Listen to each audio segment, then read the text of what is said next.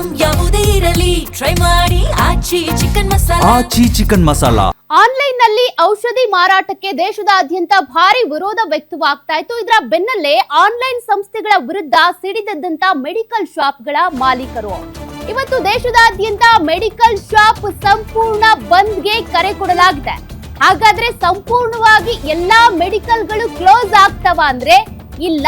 ಕಾರಣ ನಿನ್ನೆ ಸರ್ಕಾರಿ ಮೆಡಿಕಲ್ಗಳು, ಸರ್ಕಾರದ ಅಡಿಯಲ್ಲಿ ಬರುವಂತಹ ಮೆಡಿಕಲ್ಗಳೇನಿದಾವೆ ಇದಕ್ಕೆ ಸಂಬಂಧಪಟ್ಟಂತೆ ಒಂದು ಮೆಚೂರ್ಡ್ ಡಿಸಿಷನ್ ಅನ್ನ ತೆಗೆದುಕೊಂಡಿದ್ದಾರೆ.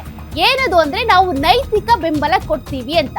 ಹಾಗಾಗಿ ರಾಜ್ಯದಲ್ಲಿ ಬಂದ್ ಆಗೋದಿಲ್ಲ, ಮೆಡಿಕಲ್ ಶಾಪ್ಗಳು ಎಂದಿನಂತೆ ಓಪನ್ ಇರಲಿವೆ. 45,000 ಮೆಡಿಕಲ್ಗಳು.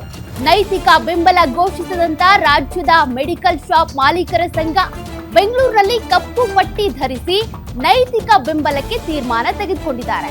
ರೋಗಿಗಳ ಹಿತದೃಷ್ಟಿಯಿಂದ ಬಂದ್ ಮಾಡಬಾರ್ದು ಅನ್ನುವಂತ ನಿರ್ಧಾರವನ್ನ ತೆಗೆದುಕೊಂಡಿರೋದು.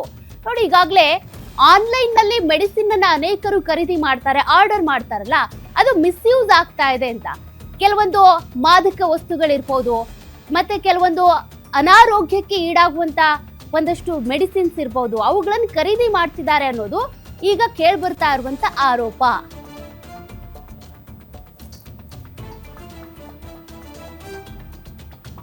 ಇನ್ನು ಉಪಾಧ್ಯಕ್ಷ ಫಾರ್ಮಾ ರಿಟೇಲರ್ಸ್ ಅಂಡ್ ಡಿಸ್ಟ್ರಿಬ್ಯೂಟರ್ಸ್ ನ ಆರ್ಗನೈಸೇಷನ್ ನ ಉಪಾಧ್ಯಕ್ಷ ಆಗಿರುವಂತ ಮಾಯಣ್ಣ ಅವ್ರ ಜೊತೆಗೆ ನಮ್ಮ ಪ್ರತಿನಿಧಿ ಮಾತನಾಡಿಸಿದ್ದಾರೆ. ಏನ್ ಹೇಳಿದ್ದಾರೆ ನೋಡೋಣ.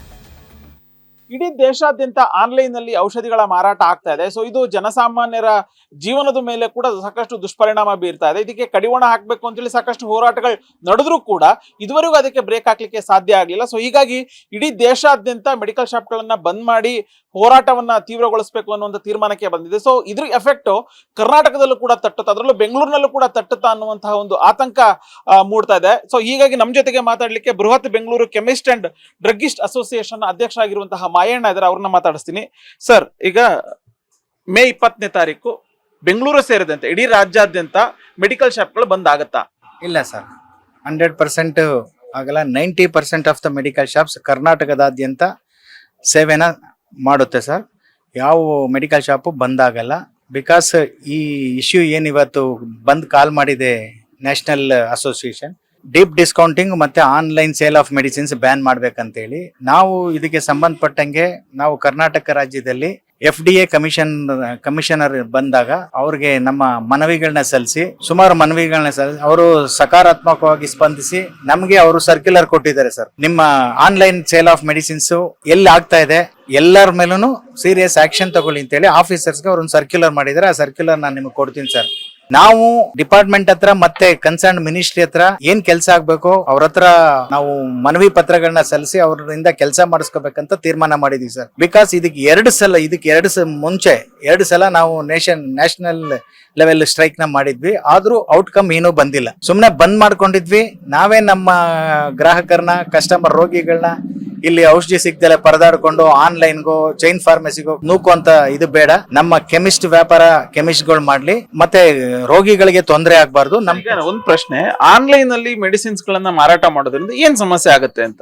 ಒಳ್ಳೆ ದೊಡ್ಡ ಪ್ರಶ್ನೆ ಸರ್ ಇದು. ಆನ್ಲೈನ್ ಸೇಲ್ ಆಫ್ ಮೆಡಿಸಿನ್ಸ್ ಈ ದೇಶಕ್ಕೆ ಬೇಡ ಅಂತ ಹೇಳಿ ಹೋರಾಟ ಮಾಡ್ತಾ ಇದೀವಿ ಸರ್. ಯಾಕೆ ಅಂತಂದ್ರೆ ಇವತ್ತಿನವರೆಗ ನಮ್ಮ ಡ್ರಗ್ಸ್ ಅಂಡ್ ಕಾಸ್ಮೆಟಿಕ್ ಆಕ್ಟ್ ಏನಿದೆ, ಡ್ರಗ್ಸ್ ಅಂಡ್ ಕಾಸ್ಮೆಟಿಕ್ ಆಕ್ಟ್ ಅಲ್ಲಿ ಇರೋದು ಲೈಸೆನ್ಸ್ಡ್ ಪ್ರಿಮೈಸಸ್ ಅಲ್ಲೇ ಡ್ರಗ್ ಮಾರಾಟ ಮಾಡಬೇಕು.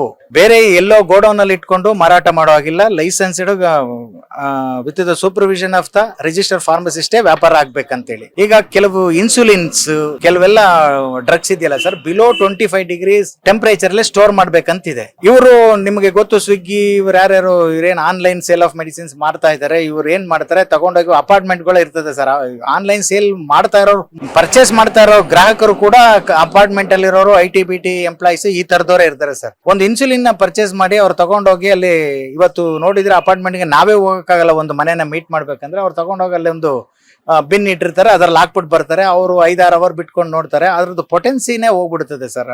ಸ್ಟೋರೇಜ್ ಕಂಡೀಷನ್ಸ್ ಮತ್ತೆ ಗ್ಯಾರಂಟಿ ಇಲ್ಲಿಂದ ತಗೊಂಡೋಗಿ ಕೊಡ್ತಾನಲ್ಲ ಹುಡುಗ, ಯಾರೋ ಸ್ವಿಗ್ಗಿ ಆನ್ಲೈನ್ ಹುಡುಗ ಯಾರೋ ಕೊಡ್ತಾನ, ಝೊಮ್ಯಾಟೊ ಆ ತರ ಹುಡುಗ, ಅವ್ನು ನಾವು ಇಲ್ಲಿ ಮೆಡಿಕಲ್ ಶಾಪ್ ಇಂದ ಏನೋ ಕೊಟ್ಟಿರ್ಬೋದು, ಅವನು ಏನ್ ಅಲ್ಲಿ ತಲುಪಿಸ್ತಾನೆ ಅಂತ ಗೊತ್ತಾಗಲ್ಲ ಸರ್. ಬಟ್ಟೆ ಎಲೆಕ್ಟ್ರಾನಿಕ್ ವಸ್ತು ಆದ್ರೆ ಪರವಾಗಿಲ್ಲ, ಈ ಶರ್ಟ್ ಹೋದ್ರೆ ಬಿಡು ಬೇರೆ ಇನ್ನೊಂದು ಶರ್ಟ್ ಹಾಕಬಹುದಂತ. ಇದು ಜೀವದ ಜೊತೆ ಆಟ ಆಡೋ ವಿಚಾರ ಅಲ್ಲ ಸರ್. ಹಾಗಾಗಿ ಆನ್ಲೈನ್ ಸೇಲ್ ಆಫ್ ಮೆಡಿಸಿನ್ಸ್ ಬೇಡ ಅನ್ನೋದು ನಮ್ಮ ವಾದ ಸರ್. Thank you. ಸೊ ಇದಿಷ್ಟು ಮಯಣ್ಣ ಹೇಳ್ತಾ ಇರುವಂತಹ ಮಾತು. ಕ್ಯಾಮ್ರಾ ಪರ್ಸನ್ ರವೀಂದ್ರ ಜೊತೆ ಉಲ್ಲಾಸ ಸ್ಕಿರ್ವಾಸ, ಗ್ಯಾರಂಟಿ ನ್ಯೂಸ್, ಬೆಂಗಳೂರು.